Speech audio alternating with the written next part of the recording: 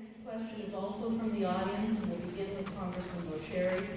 The question is, do you support or oppose estate taxes? Well, there's a ticking time bomb in the estate tax law right now. The previous administration set up a sliding scale of which it will jump next year up to 55% with only $1 million in exemption. I helped pass a bill out of the House of Representatives. It's in the Senate right now that would make it at 2009 levels and provide an added exemption for $7 million. So that small businesses and farmers who want to pass on their business to their loved ones have a degree of certainty that there is going to be a guaranteed value and rate at which they can plan for their futures. Unfortunately, we need the Senate to work on that. We've heard a lot about debts. Well, folks, the way we shrink our federal deficit is by getting our economy growing again. Put people back to work so that they can pay taxes instead of collecting an unemployment check. And when we do this, we're going to find that we need a system that makes sure we reward middle-class Americans. I have heard this issue about certainty.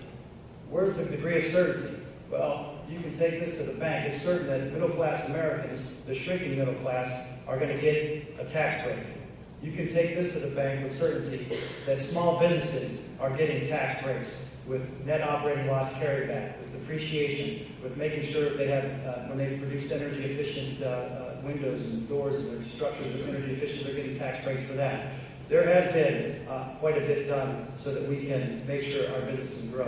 What has created this uncertainty, in my opinion, is all these big special interest groups, the big corporations that run around and feed all these lies and fears about what health care means to middle-class Americans, like the Hawkins family and like Jack Hillier here from Worcester, creating all this uncertainty and misconception of ideas on what this means, but creating a national energy policy that moves away from our dependence on foreign oil and create jobs here that can't be outsourced. That's where the uncertainty is being derived. Thank you. Mr. Renacci.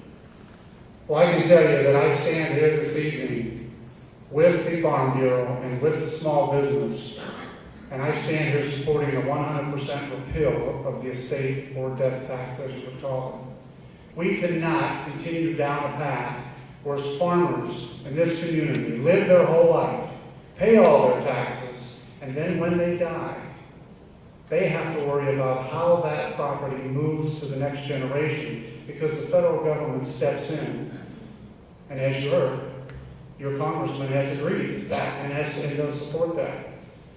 We need to permanently repeal that estate tax. Small business owners, they work their whole life. They build a business. They pay taxes.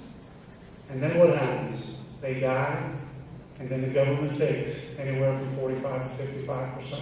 We need to repeal that so that small businesses, family farms can continue to take the dollars they've earned over their lifetime and move those on to the next generation so farms can continue to survive.